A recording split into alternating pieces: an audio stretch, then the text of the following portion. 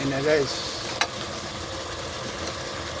Ito na yung ating pritong pinaksiw na tilapia.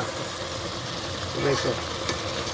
Sa isa niyang paluto na guys, nag-add lang tayo ng talbos ng kamuti para lalo siyang masarap. May benepisyo guys pag may gulay. Yan guys, oh. Yung sauce niya guys, ma-creamy guys. Sobrang sarap ito guys, oh. Nag-aagaw yung tamis at saka kunting alat. Oh. Yan guys. Yan, oh. Pinirito.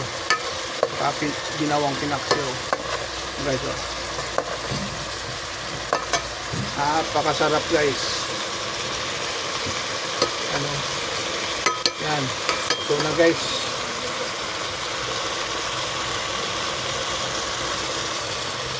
Atin ang haunin.